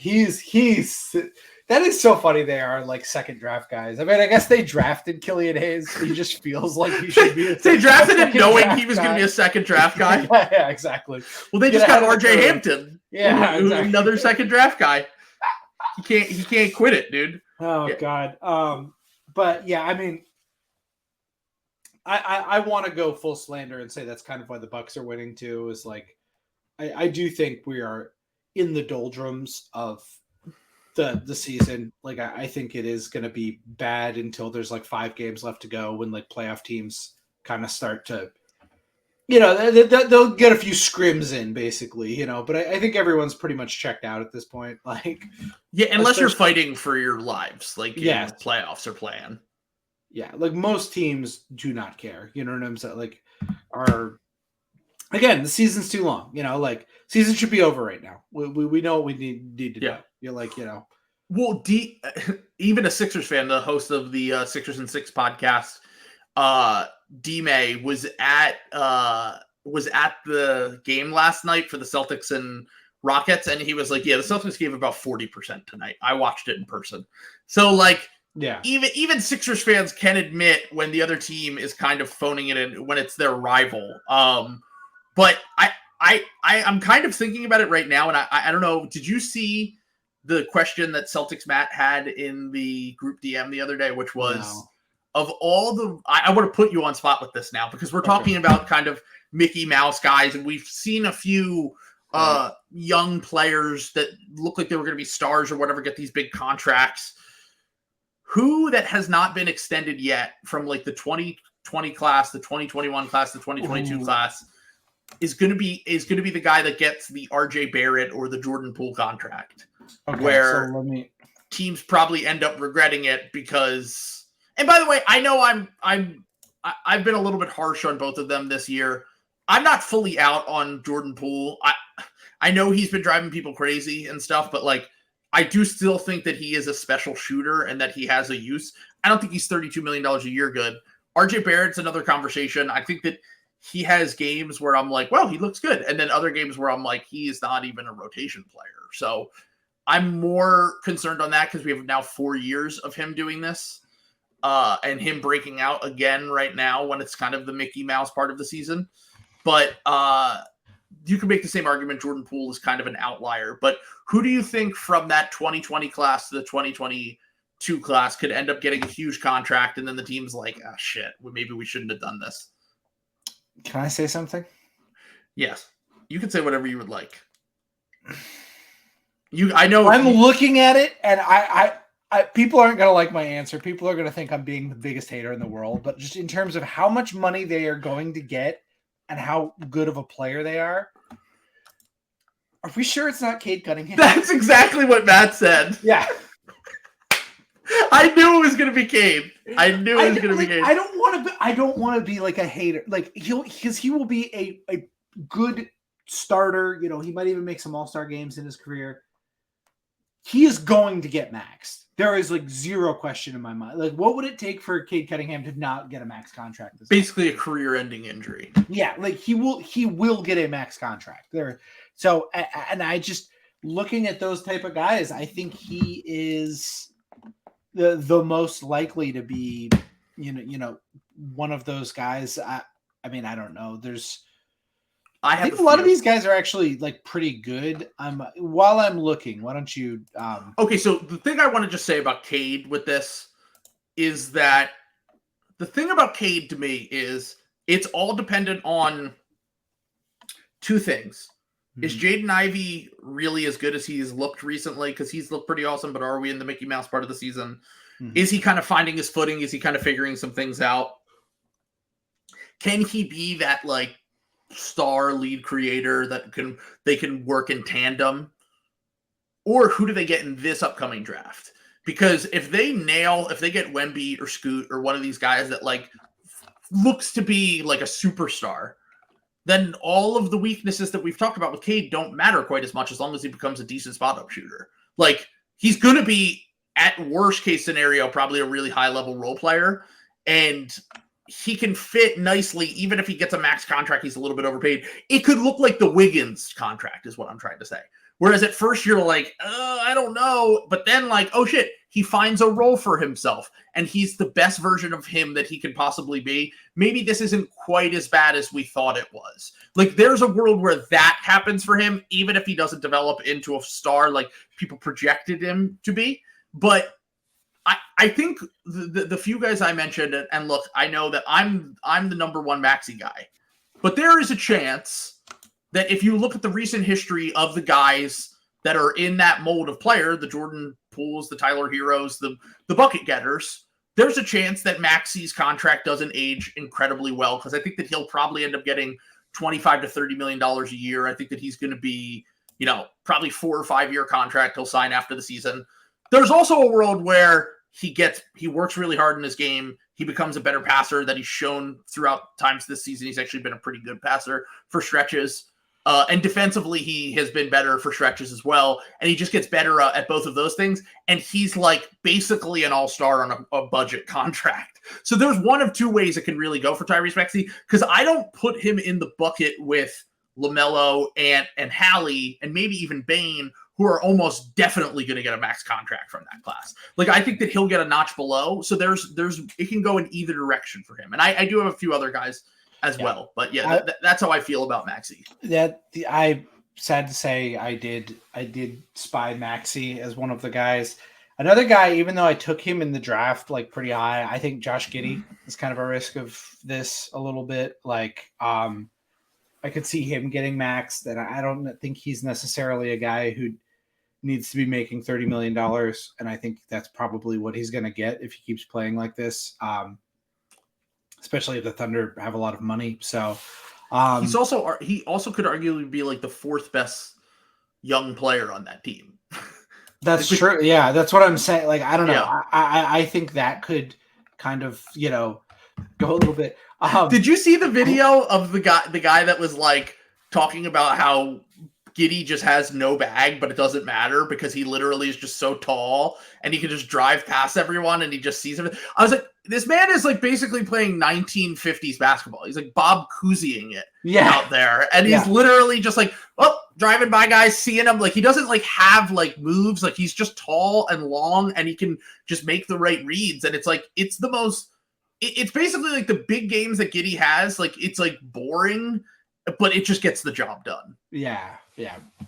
And I think that is, there's two ways to look at that. There's like one, when you have to play real games, is like, is that going to be like a problem? Or is it like, oh, he could like develop a bag? Sure. He could be like, which has gone great for other bagless guys, notably like Pascal Siakam. Sure. Who also now people are did you hear Bill's comments? I will say I haven't really watched the Raptors a ton since the Pirtle trade just because I think that it makes their half-court offense even grosser. Yeah. But he did point out like Pascal's production has been pretty down since the trade. Like not shockingly. Like that is one of the dumbest. I'm sorry. Like I don't care how good they're not good. They're not good. Like why did you do that? It's like honestly Pirtle's a better player than Thad Young, but like given what you know, and what that might be a worse trade. Like just given where you were and what you do. Like and your pick is for next year. Didn't want to get bullied into trading. Like that was like a fuck you move. Like, oh yeah, we'll show you. Yeah. You don't want to give us 5 picks for OG Anunoby? Well, check this out. We're buying. That's how much we believe in our team. That's what it feels like. Enjoy the 11 seed. Like they're 6-6 since the deadline. Jakob Poeltl's been good for them, but I'm still skeptical of the fit. And he's a good player, but I just don't really think it met what they needed and doesn't make them any better to really justify giving up of next year's first. And then you have to pay him this offseason. Yeah. In addition to Fred VanVleet and Gary Trent Jr. That's why like people who are like screaming and crying about like trading Rob for Jakob is like, well, Rob's always hurt. It's like, okay, but like then you have to pay Jakob Poeltl on a team that's already like deep in the tax, and he's worse than Rob when he's healthy. He'll probably be more available, but he's. I was going to say that. I will say though, Jakob, that might be one of the teams where I feel like Jakob Poeltl would work, to be honest. But yes, just because you guys have so much shooting, like the Raptors don't. I love Jakob Poeltl, and I think it would help. But I mean, like also everyone thought they'd like hit the nail on the head with like the Muscala thing, and he's like barely played. True. So I don't know. The big thing is not that important. I think Celtics fans are getting cosmic insanity with the Rob thing because they want to be like, I knew it. I knew he couldn't stay healthy. And it's like, okay, well, what were you going to do instead? I mean, you guys pay him what, $11 million a year? That's what I'm saying. You pay him $11 million a year and he's just a ceiling raiser. Like unless it was a Kevin Durant trade with Jaylen Brown, there was no way you were changing that into something, changing that to something that meaningfully changes the fortunes of the team. Like, I'm sorry. Sure. Like that, Rob is just good. Like he's too good to trade. I'm sorry. It's very sad that he doesn't play that often. It does not hurt the team that much. He's not taking that much off the table. Grow up. Like it's fine. So I'm going to stay at home with my next pick. Okay. And we just talked about the Toronto Raptors. Okay.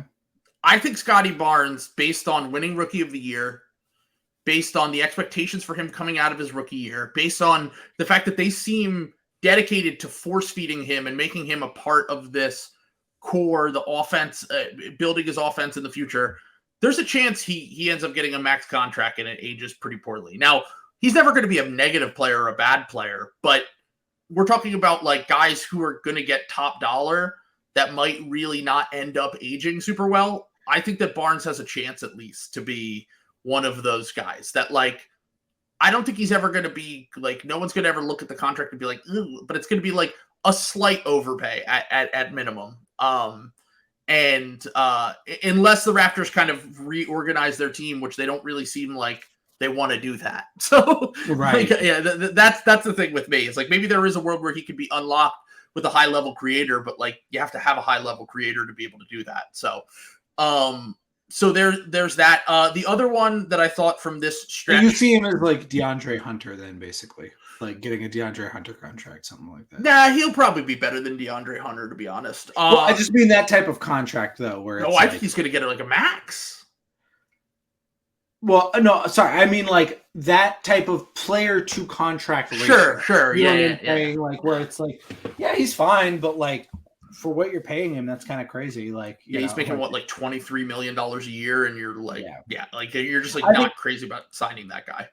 I think Scotty doing a Ben Simmons impersonation this year spooked enough people that it's less likely now than it would have, because I would have agreed with you coming out of last year for sure. I said before the season, I don't trust guys who can't shoot. Like, I just don't. Like, the large majority of the history has shown, unless you are literally Giannis, like, it's like there's like very few guys who actually turn out to like develop their games that can't shoot. It's like Giannis and Kawhi. And like Giannis or like Kawhi is like one of the greatest developmental outliers. We've talked about it like ever. Yeah. And then Giannis is like just an Iron Man glutton for punishment. Like literally like it just has like this insane mentality where he like actually literally doesn't care if he like misses free throws or looks stupid or is embarrassed. Like he has no. Can you imagine Ben Simmons if he had like Giannis's like brain like like what he would be honest like, again like he would be like, I don't think he would be he would be diet Giannis essentially. He was never going to become but no, I totally agree. So those are some of the guys that I think have a chance of. Another popular pick was Patrick Williams, who they think because he's a good role player now. Like we've accepted the fact that Patrick Williams is a good role player, 3-and-D guy. But there's a chance they could be like, let's pay him like he's a star, and that ends up aging poorly because his skill set isn't. It's very good and very valuable, but like it's like OG Anunoby more than it is like Kawhi Leonard, which is why he could end up getting like a massive overpay based on the fact that he was a top 4 pick, based on the fact that honestly the Bulls have not developed fucking anyone. So the fact that he's good is like might be a negative thing for against them in negotiations. But that was the other one that we had from that class. And then the last one I'll just throw out there from 2021. It's way too early to say for 2022. But the last guy I will say from 2021 is Jalen Green. Honestly, last night I was watching that game and I was like, dude, his shot selection. I know that we just did the 2021 draft and we were like the 2 fringe guys. We were like, we still can't give up on them because of who they were as prospects and they're in shitty situations. But Cade and Jalen are certainly the 2 that have the potential to like get crazy contracts a year from now and just completely not live up to those contracts because they're just like, I was watching that game last night. He went like 2 for 13 in the second half. The shot selection was so bad. Like it's just like simple things that like maybe with a real coach and like with like better players around him, he'll be better. But like it's certainly alarming that this constantly happens. It's year 2, like he still looks like a rookie. And look, you got to give guards time to develop. I always say that. And like, you know, like guys are in bad situations like this a lot and like pan out. And I think he will in general be better, but I can't get over how good he looked at Summer League and he was like defending like at a level. I was like, holy shit, like Jalen Green might be like here next year and then just gone. Like I don't know, like, and I guess, you know, we always talk about this about my like anti-tanking thing. I think this is a situation where I think the costs are laid pretty bare. Like where like if you want to lose for a long time and you want your guys to play in those situations, I think these are the adverse effects. Because I think, do you think Jalen Green would like look like this in like San Antonio, for example? No, but I also don't know if they would draft Jalen Green. Like he might just not fit the mold of player that they're going for. Like that's their history has shown that they go for more like Josh Primo. Oh God, yeah. Yes. That's what I meant. Same draft too. Exactly. I know. Boy, geez. But what I meant more was like the fact that like they generally speaking are drafting. I guess they don't really draft at the top of the draft, so it's not fair for me to say that to him. But like I'm fairly certain they would have taken Evan Mobley if they had the second pick. Mm-hmm. Like that is Evan Mobley is boring. Like, right. I guess that he like, is the consummate Spurs pick. Yes, exactly. Yeah. Like Jalen Green's a bit more flashy. He's a hooper. Like the one thing I will say about Jalen Green is like if he feels like he should have got drafted by the Hornets, to be honest. Yes. Is he going to become? Is he just going to be Devin Booker basically? Like that is the one guy that has overcome all of this early career shit with like the bad teams, the whatever. I don't think that, once again, we've talked about Devin Booker's like mindset and like the fact that like he was a role player in college and he actually like grinded his ass off to get where he is right now. And he's become just like an incredible NBA player, but he was the guy that is the outlier in terms of these kind of arguments is like, well, Devin Booker was really bad. And it's like, well, he's also one guy. And like, the majority of people that were skeptical about him weren't in the fucking gym with him every day and like saw how hard he worked on his game and like saw the skill improvements day to day in a way that I think by like year 3 or year 4 people were starting to come around on Devin Booker. But I do remember when he got paid, everyone was like, that's a terrible extent. Like I remember people being like, how is he getting a max? Like there was the Bill Simmons mindset, which was like he's on a bad team, he's a good stats, bad team guy. Jalen Green has time to turn that around, but he basically has one more year to prove it. And like, if let's say there were contract negotiations today, do you think he gets a max? Yes, from the Rockets. Yeah, they would max him. I think. I don't think they should. I think they would do it though. Right now. I mean, but it's also they need a star for Harden. Yeah, so. I guess if like his thing was expiring, I don't know. God. Yeah, I'm not sure. Because I don't think they want to. Even with how he's been playing, but I don't think they want to roll the dice with Jabari Smith as their other like cornerstone. Like, yeah, I think they would back him more so out of desperation than out of whatever. But like, I don't know. I just need to also just like waive Kevin Porter Jr. and then you need to. I mean, that duo is never gonna bring you any sort of what. Like they honestly, if they bring in Harden, they probably will waive him. Like I would imagine, because they did that non-guaranteed contract. But yeah, so last thing before we get out of here, I just want to bring up, we talked about this pre-draft. Everyone's been all on the Rudy Gobert thing aging like shit, obviously. It was a pretty instantly bad trade that has looked even worse this year. The other one that I understand more, and we've talked about in the past a little bit, is the Paul George trade, which... Mm-hmm.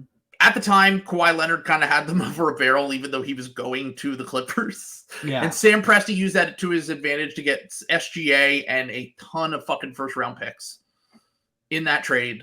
And 2 of those picks have converted so far. The first one was Trey Mann, who I like Trey a lot coming out of college. I don't really think that he's lived up to what I thought he was going to be. He's still a very talented, like, bucket-getter type guy, but he's still very far away from being an effective NBA player. So if you're the Clippers, you can live with that, whatever. Mm-hmm. The other guy that they got was Jalen Williams. So now you have Jalen Williams, who recently, maybe it is Fugazi, but like he's been pretty consistently good all year. And the one thing that hasn't really come around is the shot. And now the shot is starting to come around. And that was the thing that he was being drafted on, was like his size, his ball handling ability, and his shot. And now that's coming around. And it looks like we could be basically, dude, the guy is averaging right now. So this is Jalen Williams, who was selected with the Clippers pick 13 in this past draft. And by the way, I missed on him, all things considered. Like, I liked him for the Sixers in the late first, but I didn't think he was a lottery guy. And he's arguably been not like one of the, like, he's arguably been the best rookie this year. Like, better than Paolo Banchero. I still would take Paolo in the long term because he's younger and I liked him a lot as a prospect. And I think that he's lived up to the potential enough as a rookie, despite his recent struggles, that like I'm in on him 100%. But like Jalen Williams is shooting 52% from the field, averaging 13 points a game. His 3-point percentage is now up to 34.7% on the year. And he is been a very effective two-way rookie. And like the Paul George trade, which already was starting to look a little bit bad because of the fact that they got Shea, and Shea is probably better than Paul George right now, if not similar tier player to him. But they also got Jalen Williams, and how do you address Sam Presti keep getting away with this? I mean, well, because this is I mean, you're always going to lose a buy trade. Like you almost always do. You I think that easiest thing to do in the world is to win trades when you're trying to lose. Sure. That is like the number one thing in the NBA. This Danny Ainge gets a lot of credit. I was there. He had some good moves, but when you're not trying to win games, you can do anything you want. And you have a mishmash of players. He's going to do it again with more of their Jazz guys as this goes on. He's going to do the same thing in this Jazz tenure over the next 2 years. Like they're going to stay bad unless they get like Wemby or something like that. They're going to stay bad, and he's going to trade Colin Sexton for like a protected first round pick. Like something like that is going to happen. Like, you can win these trades all the time. But what I will give Sam Presti credit for, and what he has really shown his bona fides at, is the man can fucking draft, man. Like he is pretty unimpeachable draft record at this point. And I do have to kind of like give it up to him. He's crushed it a bunch of times. The Russell Westbrook pick is one of the ballsiest picks of all time that people like forget about. Like how, you have nuts James to make Harden. that move. James Harden was also kind of ballsy in retrospect. Yeah. People, and look, what's funny is that the Harden pick was the one that everyone looked at like, oh my God, are you going to take him over Steph Curry? And that actually ended up being the wrong pick, but it wasn't nearly as wrong when you consider the fact that Harden is one of the 35 best players of all time. You just didn't get Steph, of course, but the Steph other picks around them. Yeah. You could say Harden is the other, who's a better player drafted in the last 20 years than James Harden right now? Like Luka will probably get there. Steph. I guess KD. Durant, I guess, is on the end. 15. But that's it. 15 years. Oh, let's say 15 years. Let's say let's say back to the KD draft. It's KD, Steph, and Luka, and then Jokic, Embiid, possibly. Giannis. Yeah, maybe. So 6. So 6 guys. Giannis is the other one. Yeah. Let's say 6 guys that you could for sure say, 100% better. And Giannis and Jokic were just project pan out things. They were not guys at they were not guys in consideration at the top five picks of the draft. And Kawhi as well. Same thing. Yeah, exactly. And Kawhi Harden is debatable, certainly. But I don't think Harden's an Iron Man. I don't know. I think Harden clears at this point. It's peak versus longevity, regular season versus playoffs. There's a lot. There's a lot to unpack there. But I will say the thing is that he's made some ballsy picks in the past. The Giddey pick was kind of ballsy, but Giddey wasn't protected. We talked about this with the Grizzlies the other day, and look, all things considered, the Giddey pick has looked pretty good so far for who was still on the board, except for Franz. And the Giddey pick was the Grizzlies moved up to 10 to get Giddey at 10. He was supposed to go in that range, and they reached for him at 6. No one knew. And then the Jalen Williams pick, now they have the luxury of just taking crack after crack after crack. And they got Chet, Jalen Williams, and Ousmane Dieng in this past draft because they've stacked up all these picks, and now they can start trying to cash them in. And they hired the Sixers scouting guy, Vince Rosman, who does a really good job and has always been a really good scout and was a big part of the reason why the Sixers kept hitting on it. They stole Isaiah Joe. Their team building philosophy, I'm willing to go and say, if Chet is healthy next year, I think the OKC is going to be contenders. To win the title. I'm skeptical Chet is going to be that level of player. I don't think he needs to be. I think he'll be healthy, but I don't know about contender. I think they will definitely be in the thick of things for they'll be one of these playoff teams. They could be at their ceiling like the Kings, a team that has a really good regular season and then everyone is kind of writing off in the first round. Sure. I see that more for them. I don't know about bona fide contenders though. Shea's going to be 25 next year. He probably will not be as good as he was this year, to be honest, though. Okay, so let's say he isn't. He's still an all-NBA player. And then you have I still believe in Chet more so long-term than maybe next year, but I think he can be an impact player from the jump. I think Jalen Williams is going to be even better. I think Giddey's going to be better. They can trade for any role player they want with those picks. Like, and if all of this stems back to the Paul George trade. Well, if they keep building with picks, if they do small bean drafting team Grizzlies shit, I'm not as bullish. I think if they want to like start winning stuff now, if you go out and you get a wing or something like that, if you get a guy, I'm using this as an example. If you get a guy like Jaylen Brown or someone like that, like, like now you're cooking with gas. I'm trying to think of who would even be available, who's like kind of on their timeline though, and is like a young wing. Yeah, like OG. That doesn't move me as much. I don't know. Well, Mikal Bridges would have been prior to this recent outburst. Yeah, that's a great example. Like someone like Mikal Bridges or something like that. I think that if they make a move like that, the problem is, Jalen Williams is a great wing. He's a great 3-and-D wing, but I think that they're missing. That's what you need to be like you either need an insane outlier or a truly great like wing to go with. You either need Joel Embiid or Nikola Jokic, or you need, a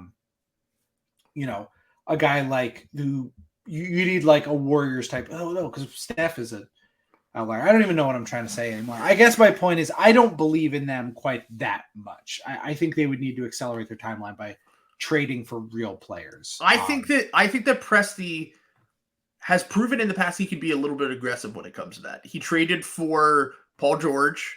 Yeah. He traded for, maybe in the past, one of the mistakes was he didn't go far enough with it. Like, he probably should have done less of let's just draft everyone and more of let's cash in our chips. They famously traded Serge Ibaka for Sabonis and Oladipo. Like, they have made some trades that are generally more along those younger guys because you never know who you can actually keep in OKC. But if they identify someone who's young enough on their contract that follows the timeline, I think that they could accelerate things, and I think that this all comes back to them hitting on SGA and Jalen Williams. Like, I think Jalen Williams is going to make all-star teams. Like, I think that he's second or third best player in this draft class. And if that's the case, then you have 2 star creators, plus you don't know what Giddey is, plus you don't know what Chet is, plus you can get any player you want. Like, there's no reason that they shouldn't be able to contend, if not next year, the year after that. Yeah. I guess, but that's my thing is that they also are going to run into the Celtics problem where every time you try to make a trade, everyone sees how big your bag is and they want everything. Like, it doesn't matter that no one else can offer 3 picks. They're going to want 6 picks. Like, and so there's a cost of doing business thing there. I also think that the bad thing about what Presti is doing also is that they like literally cannot keep their picks. They like literally need to make a trade pick in the next 2 years, or you're going to be like waving Ousmane Dieng. That's what I'm saying though. Is like if you either move on from like Poku or Trey Mann or Ousmane Dieng or one of these guys, because like Isaiah Joe's a guy.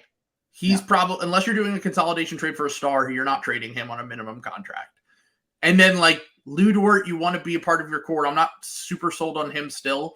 But like my point is that they have a core of a good team and they can accelerate the timeline, or they can just build this out and be a really good competitive team until Shea's like near his peak, and then they can go all in. Right. I guess just my point why I'm a little more bearish on this is because now you're in the hard part of team building. Yeah. It's very easy. It's hard to say this when a lot of teams can't even nail this part. It is substantially easier to nail this part of a rebuild. And given not a lot of rebuild teams have a chip like Shea, so that is a game changer. But I just think the difficulty goes way, way, way up when you have to go from fun, plucky team that's on the edge of the playoffs to, okay, we're going to actually make a winning team now. And I want to see that happen first. But you know what? Credit to Sam Presti, though. He has made the small bean. He has come closer than anyone to making the small bean drafting team work. Like, if his owner wasn't cheap, they would probably have a couple titles in OKC by now, I think. Yeah, that's crazy to think. And definitely credit to him. I don't understand how he could do it in Oklahoma City, but it comes back to drafting and development, which they have gone all in on. They got, once again, I think Vince Rodman's going to be great for them. He was a big part of the Sixers nailing a lot of later picks. And also they got Chip Engelland did they get Chip Engelland? Yeah. Yeah, they got him to teach people Yeah. how to shoot. Like, they're doing all the right things, is all I'm saying. Is that I've been very impressed with the way that they've kind of built out this team. And the fact that they're competing, even though they're still, like, kind of tanking, is certainly admirable, I guess you would say. I definitely think they probably have the brightest future of any young team, for sure. It's them and the Magic, for sure. Yeah. It's, like, pretty obviously those two teams. I would probably rather have the Thunder's, like, situation right now, but I worry, again, going through the Celtics and their bounty of assets and good young players. I've seen how this goes, and it's not as good as you think. Like, it's only multiple conference finals appearance, and they missed on a lot. They had 3 guys walk away in free agency, but that is part of the built-in issue with building that way, though, is because you all of a sudden hit a point where these guys are due contracts and you've got to shit or get off the pot with the cap space, and you sign Gordon Hayward, his leg explodes, and then and then Kyrie Irving is doing this, Al Horford is things. All of a sudden, things look pretty shaky. Kemba Walker, you have to do a fucking sign and trade with Kemba Walker for his knee. He looks pretty shaky. And then, Ime Udoka yells at the team to make it look better next year. But I'm not sure the Celtics are out of the woods, to be totally honest. I feel pretty good, but, like, if you told me the Celtics lost in round 2, I would not be flabbergasted right now. All right. Well, I'm going to avoid thinking about the Sixers Celtics in round 2 until I have to completely come to grips with that. So, for my own mental health, I've seen it. It's Bucks. How are we getting the 1 seed? It makes no sense. You're beating the Bucks and you're beating us. So, all right, we'll see. We'll see these last few weeks. Anything else you want to say before we get out of here? So you guys know about 36-year-olds, right? So, like, a 36-year-old is. No, I have nothing to say. The Celtics made me sad. I apologize to everyone who wanted to tune in to watch me melt down. Troll will probably force me at gunpoint to watch another one on the stream. I was going to say one day we'll probably have to do another stream where you could just throw up live on. If you watch it, if you could make me watch Celtics Bucks, and I will unalive myself on the stream if the fucking game. I hate. Goddamn. God, I hate that. Well. Until next week, or until later in the week, if you sign up for the Patreon and you want to see Sam fully lose his mind. Yeah, Joker fun. Peace.